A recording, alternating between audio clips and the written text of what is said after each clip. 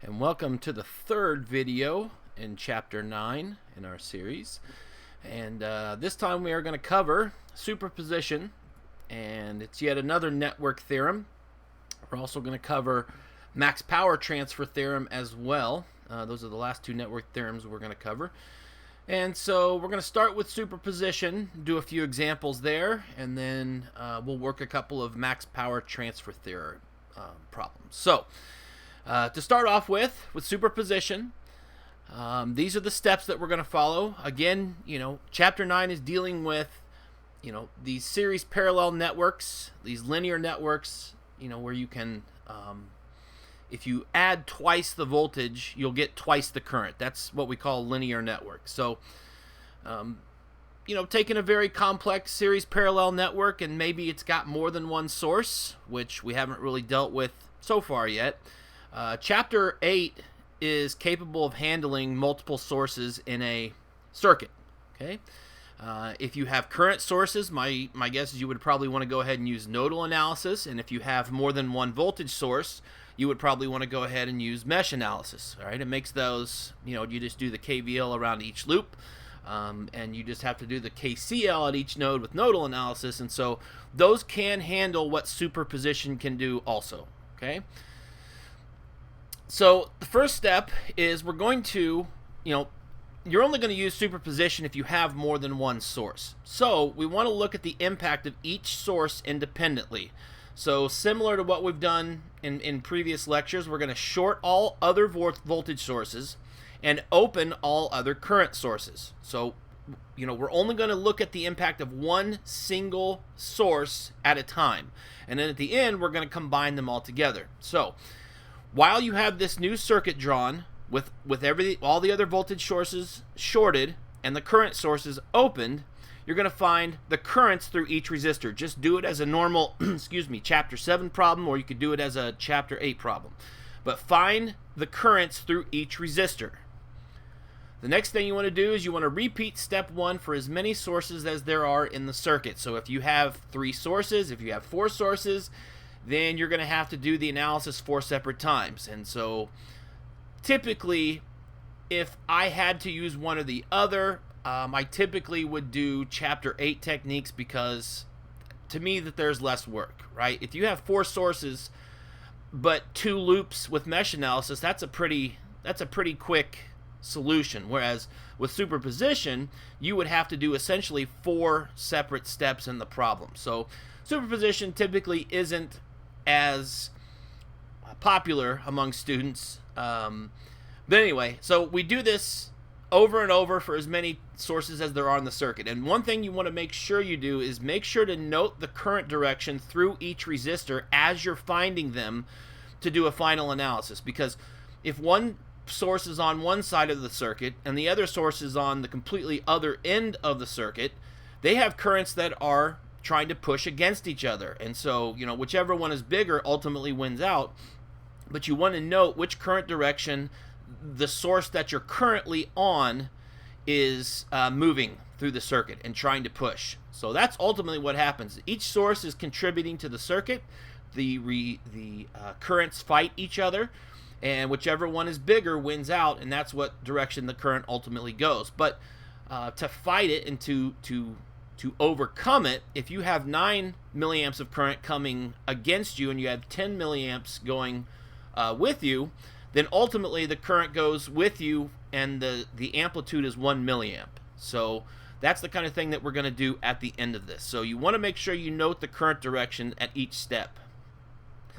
So again, then you want to combine all the currents for each component and determine which direction and amplitude they ultimately have. So 2 sources may have the current going, like, say, to the right if you're looking at a schematic, and one goes to the left.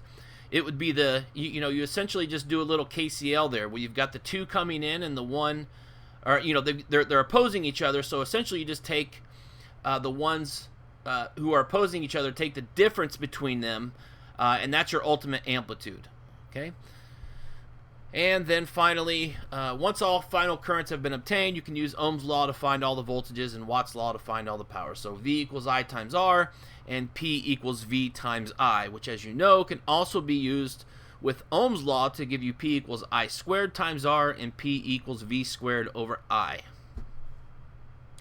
All right, so let's go ahead and do a couple examples of these. All right, and here is the circuit that we are going to look at. And here we've got two sources. And you might say to yourself, well, this would be super easy to do because these are series aiding. And so I can just add these two sources together and look at something that, you know, I could redraw this with a 10.5 volt source. And you absolutely could. Okay, I'm just trying to show an easy example where we're looking at each source's effect on the circuit. Okay, so instead of doing this, which would make it much easier, we've done in about 3 or 4 minutes, let's make it more complicated than it needs to be. Okay, so I'm going to consider just the 9 volt source first, and we just have a little series circuit here with 100 and a 400 ohm in the circuit. Okay, so it makes the math easy. This should get 80% of the voltage, or this should get 80% of the voltage. This should get 20%. Okay, because essentially there's 500 total, and so that's what the percentages equal out to. So I tried to make that a little bit easier. So the first thing I'm going to do is I'm going to look at the impact of the 9 volt source, which means I need to redraw my circuit. There's my 9 volts. Okay, and here is 100 ohms, here is 400 ohms. And remember the steps from the PowerPoint slide. I short other voltage sources, so there I'm showing that it's shorted. Okay, so this is pretty straightforward. If I wanted to find the voltage across each one of these, I could do that with voltage division, but I want to do the currents because they're not typically going to be this easy. And you know, when you do superposition, it's typically a series parallel network with multiple sources. So I'm going to stick with finding the current. So find the total current here, and the total current is going to be the current through this source will produce a current that goes this way through the resistor, the way I'm looking here, and will produce a current this way through that 400 ohm resistor, the way I have this drawn. And I keep my resistors in the same place each time I redraw this circuit for each source. So this is going to be 9 volts divided by a total of 500 ohms. And so that'll give us what? Get my calculator out here. And that'll give us 18 milliamps. Okay? So that means for the 9 volt source, the current through I100 is 18 milliamps to the right. And the current through the 400 is 18 milliamps down. Okay? The reason I'm doing this is because I don't want to have to deal with negative numbers. And so I always write it as, it's not exactly the same thing as a vector like you would do in physics, but it mimics that. Okay? I'm trying to just keep track of what each source is doing. You know, because the current only goes either this way or this way through this resistor, and it only goes either this way or this way. There's only 2 directions it can go. So I just note what the source is doing and which direction it's pushing it. In this particular case, because these are series aiding one another, in other words, you can add them together, this 1.5 volt is going to produce a current to the right and down also. So those will actually add together. But the current, the arrow notation, makes the math so much easier at the end of this. So that's what the 9 volt does. So let's look now at the 1.5 volt, and we'll short out. We show that the 9 volt has been shorted out. So now I've got 100 ohms. Now I've got 400 ohms. Okay. So now, again, I'm just going to stick with trying to find the currents. So the total current here is going to be the same thing. It's going to produce a current that goes this way and this way. So now I have 1.5 volts divided by 500 ohms.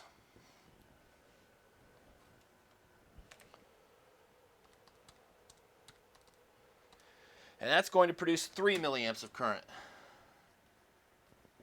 Okay, and that means to the right and down. So if we look at, so let me write this number 3 milliamps over here. Get rid of this. And so this is 1.5 volts.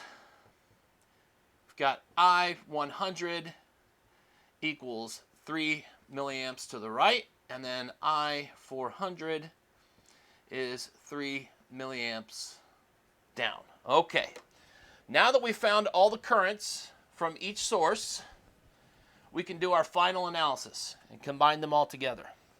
So ultimately, the current through the 100 has a current 18 milliamps to the right. See, the way, if you do this with the arrow or like a vector notation, you can always add the currents together. You don't have to figure out what you're subtracting. You just add them all. So plus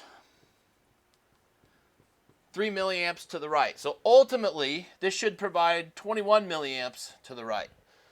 Okay? So for the 400, we have 18 milliamps down plus 3 milliamps down. So ultimately the current goes that way, and those add together to give you 21 milliamps. Okay? Now, we just took the long way around. If we would have just said, independent of all that analysis, if we would have said 10.5 volts divided by 500,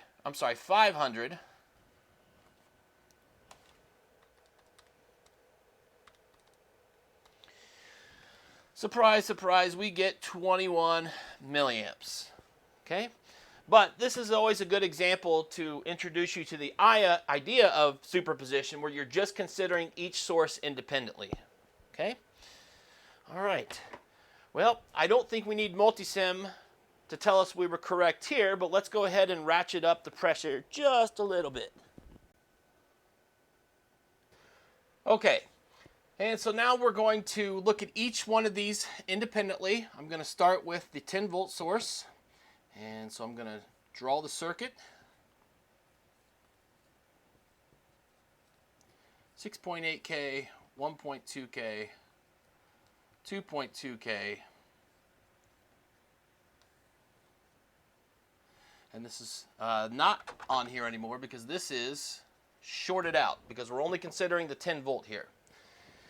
So my total resistance here is going to be the 6.8K, and then these two branches are in parallel, so 6.8K plus the combination of 1.2K in parallel with 2.2K. So let me find this because I'm going to need it for the current division. So 1 divided by 1.2 plus 1 divided by 2.2. Take the whole thing to the -1. And you get 776. So I'm going to remember that those two are 776 ohms. Now I'm going to find the total current because I want to know how much current is coming out of this source. And so I've got 10 volts divided by this number, which is 6.8 plus 0.776, which gives me 7.58 kilo ohms. So 10 volts divided by 7.58 kilo ohms.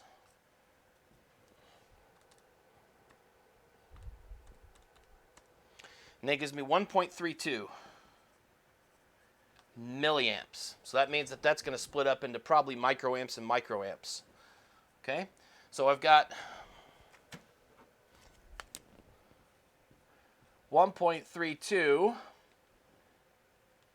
milliamps coming this way. So now I can get rid of this, and I've got that combination up there, 776 written off to the side because I'm going to reuse it now. So I want to know the current through the 2.2K. And that's going to be 1.32 coming into the node. This parallel combination is 776 over the individual resistance of 2.2.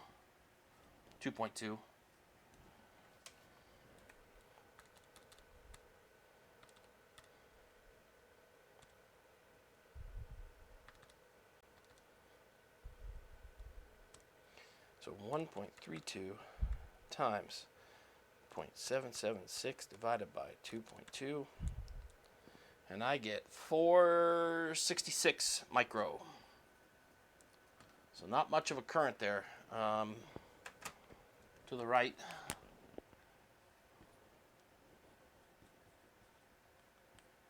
Micro, not milli, John.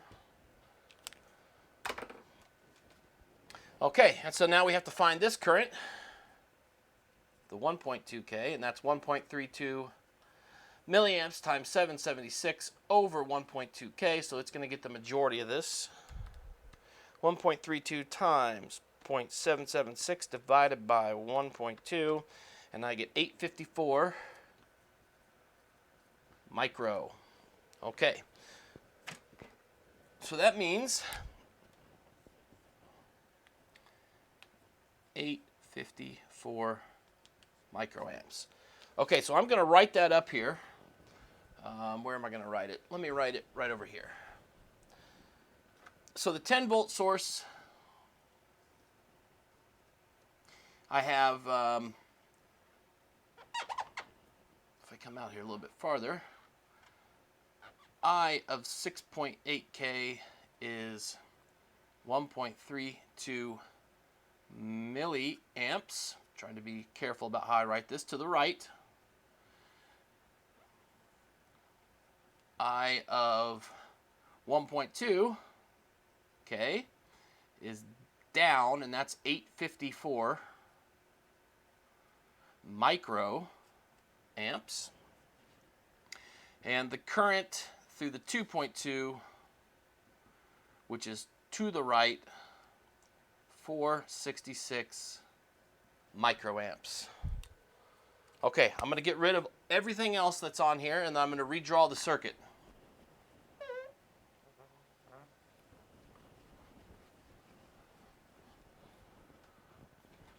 So this time I'm going to look at the impact of the 15.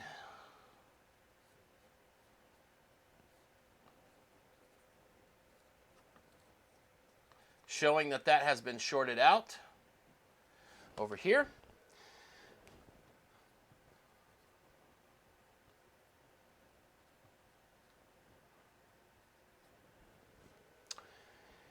All right, so now my total resistance in this problem is 2.2K plus the parallel combination of 6.8K and 1.2K. So let's find out what that value is. 1 divided by 6.8 plus 1 divided by 1.2. Take the whole thing to the negative 1. You get 1.02K. So 2.2K plus 1.02K. And that gives me what? 3.22 kilo ohms. So to find the total current here, I'm going to take 15 volts divided by 3.22K.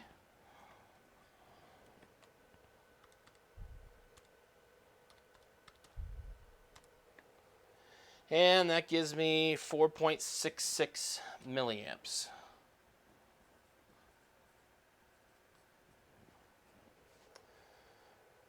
Okay. So, that means I've got a much bigger total current coming from the 15. So to the left, we've got 4.66 milliamps. Okay? That means that I'm going to have a current go down here, and I'm going to have a current to the left here for the 6.8K. So let's see what ultimately happens here. So I've got the total current. I no longer need this stuff here, but I do need this 1.02K because that's these two in parallel. So I need to use that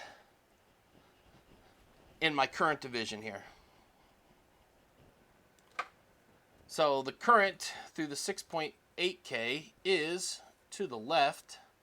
It is 4.66 milliamps coming into the node times 1.02K over 6.8. Very low current.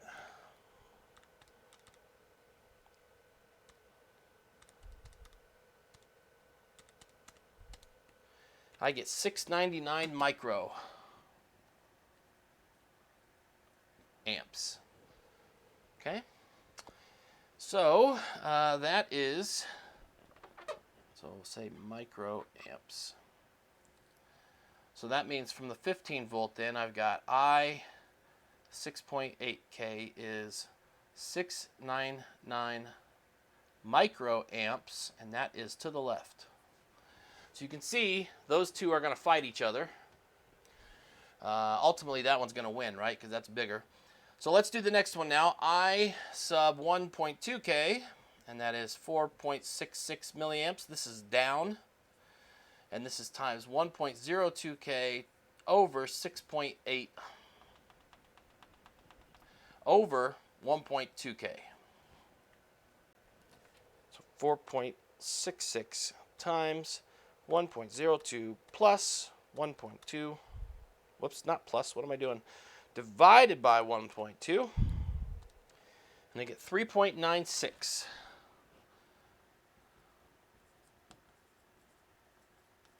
milliamps. Okay, and that looks like that's going down. Okay, so I sub 1.2K equals 3.96 milliamps down. And the 2.2 is 4.66 to the left.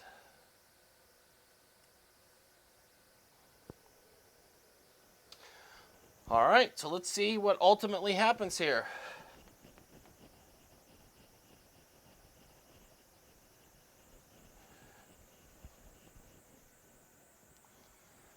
All right. So now that we can erase this also because we don't need it, we're back to the original circuit. So in the case of the 6.8K, I feel like Maury. So that is going to be 1.32 milli to the right plus 699 micro to the left. So ultimately it's going to go to the right. We know that. So let's see, it's not very much. So 1.32 minus 0.699 gives us 621 micro. Let's write it in orange so it's clear. We're talking about the final number here. 621 microamps. Okay, and in the case of the 1.2, we've got 854 micro down plus 3.96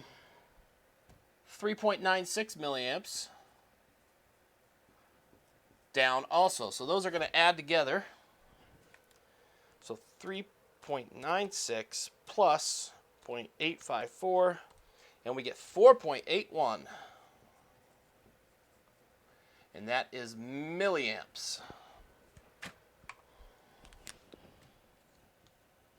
So 4.81 milliamps. So that means that this one has to be about 4.2-ish if KCL is true. So now I of 2.2, we've got 466 micro to the right plus 4.66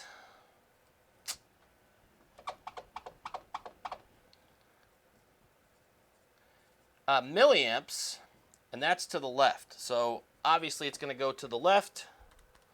So 4.66 minus 0.466, and that gives us 4.19, so just under 4.2 to the left.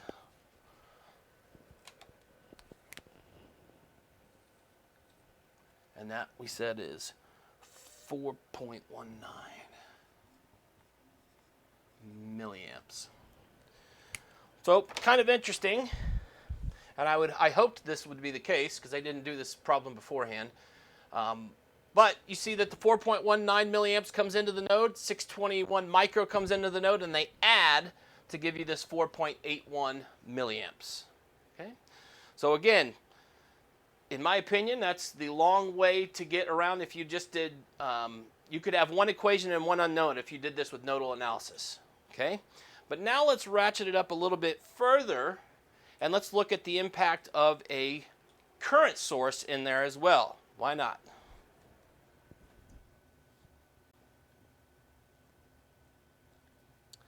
All right, so here we go. Now we have a voltage source and a current source in our circuit. And so nothing's going to change here. We're just going to look at each one independently and see how they contribute. Okay, so the first thing I'm going to look at is the 9-volt source. And so here's the circuit.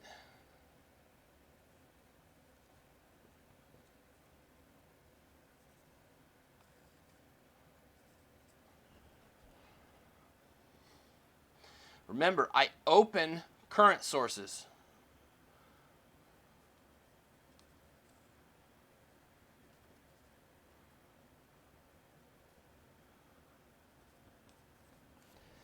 All right, so it should be pretty obvious once I do that that this one has no bearing on the calculations here, right? Because we've removed it out. But instead of putting a short there, we put an open. So that means now that this branch is in parallel with this whole branch. So my total resistance here is 1.2K plus these two branches in parallel. 2.2K in parallel with, if you add those together, you get 8K, right? Because they're on the same branch. So 4.7 plus 3.3 is going to give you 8. So let me take this number because I need to know this for my current division. So 1 divided by 2.2 plus 1 divided by 8. Take the whole thing to the, negative 1. Not the enter. You take it to the negative 1. And I get 1.73. So 1.2K plus 1.73K. And I get 2.93 kilo ohms.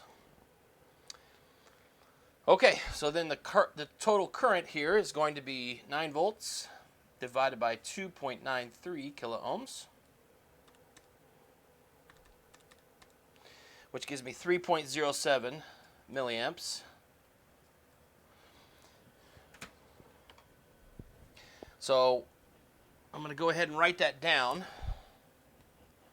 So 3.07 milliamps, and then I'm going to get rid of this stuff down here. I need this 1.73K because that's those two in parallel.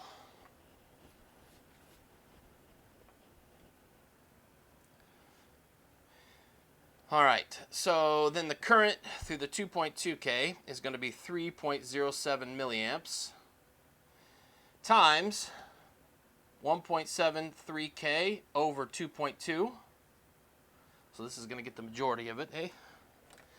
3.07 times 1.73 divided by 2.2 gives me 2.41 milliamps. So we're going to have microamps in the other branch. So the 3.3 plus 4.7, that branch is going to give us 3.07 milli times 1.73K, now over 8K.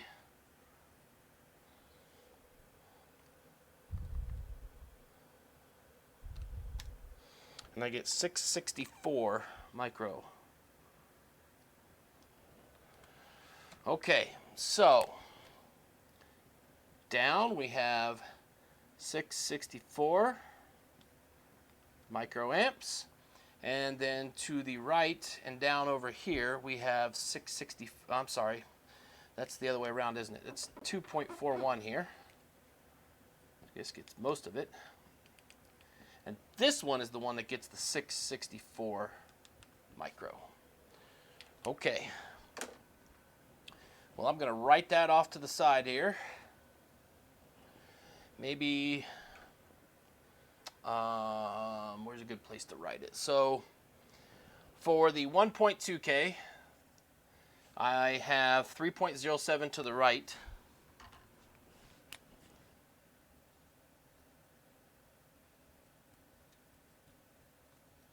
Milliamps to the right. And for the 2.2, going down, I've got 2.41 milliamps. And for that other branch, so we'll call it just a 3.3K because it's going to be the same for both. So that one is going to be to the right. And that one is 664 micro. Okay, now I can erase this circuit here. So now we're going to look at the current source. And this is great because I already have the total current. It's 5 milliamps. I don't even have to do that extra step of finding the total resistance. Well, I mean, I do because I have to figure out the current. Okay, just had a camera issue. Wanted to make sure that I got this. So the 1.2K we found 3.07 milliamps to the right. The 2.2K we found 2.41 milliamps down. And for the 3.3K branch, we found 664 micro. Okay. Now we're going to look at the 5 milliamp source. And I like doing this because we don't have to find the total current. We know what the total current is. It's 5 milliamps. There is no other current that we're looking at. Okay.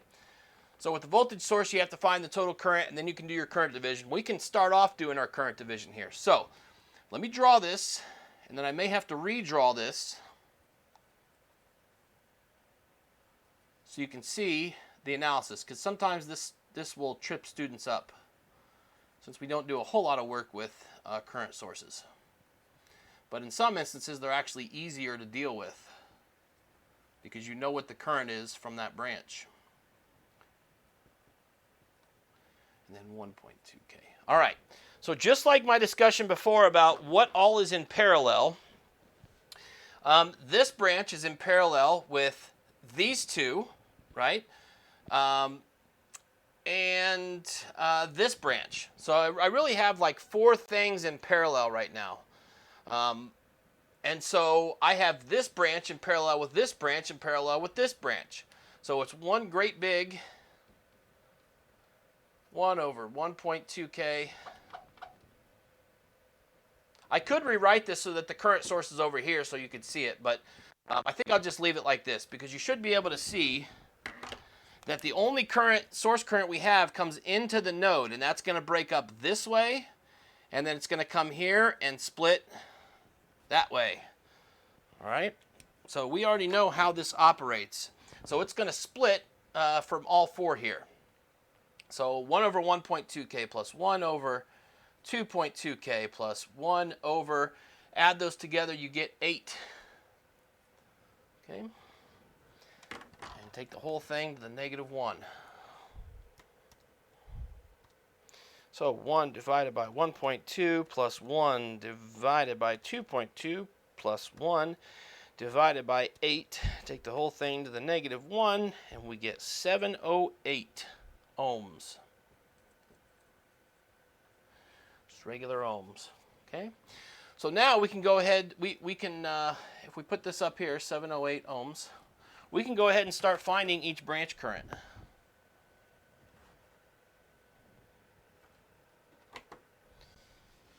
All right, so for the 1.2K branch, this is going to be to the left, and so we have 5 milliamps that comes into the node. We have a total of 708 ohms, and then this individually is 1.2K. So because this is the smallest branch, this should get the majority of the current. So 5 times 708 divided by 1200 gives me 2.95 milliamps. And so that's to the left. So I'm going to write that off to the side here. So for the 1.2K, I've got to the left, so those are opposing each other, 2.95 milliamps. Okay, now for the 2.2K. That's 5 milliamps times 708 divided by 2.2K. So 5 times 708 divided by 2200. 1.61 milliamps. And again, that's down. This one's to the left. So 2.2K was 2.95. Whoops. I'm sorry, the 1.2 was that. 2.2 is 1.61. And that's down.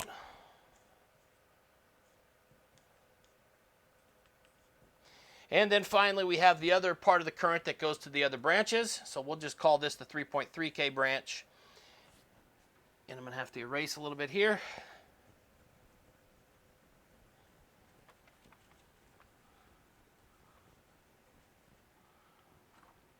Okay. So the 3.3K plus the 4.7K is, what was our total? The total was 5 milliamps times 708 over 8K.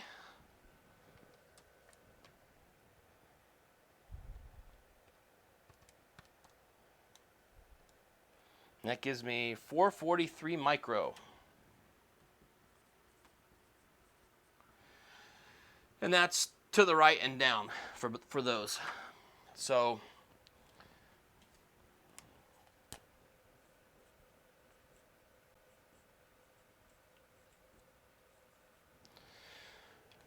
So 443 micro to the right for that. So now we can go ahead and do our final analysis.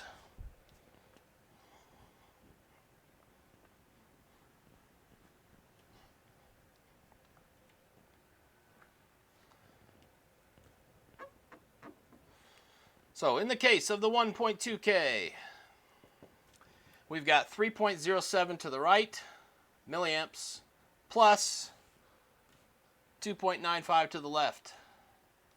Pretty evenly matched. This one wins though.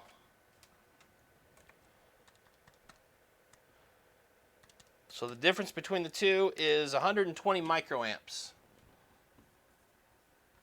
to the right.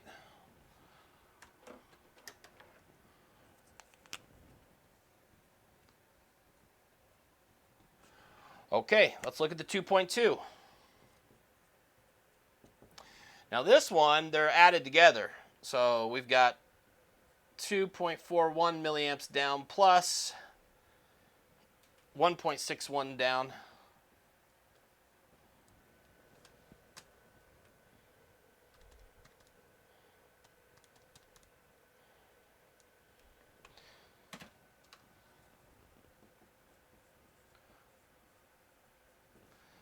So that gives us 4.02 milliamps down.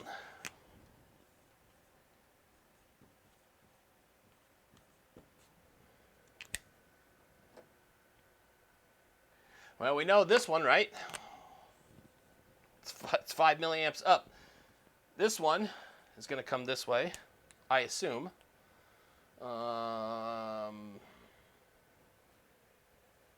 Maybe.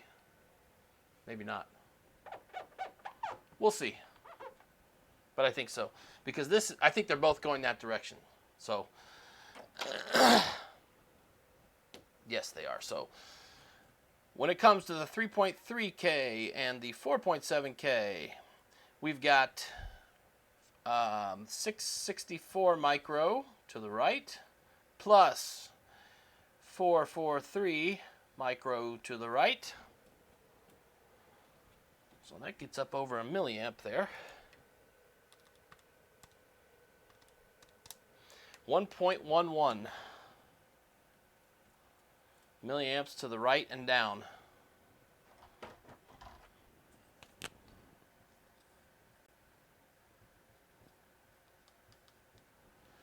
Okay, so you can do in your final analysis here, you can see if KCL holds true. So you've got 5 milliamps coming into this node. 1.11 milliamp comes this way. You've got 120 coming in, so this is adding 120 micro to this. So you have a total circuit current, if you could say that, of like 5.12 milliamps. But anyway, and then 4.02 milliamps comes down this way. Okay? So as I usually like to do with more complicated problems like this, let's go see if Multisim agrees with me.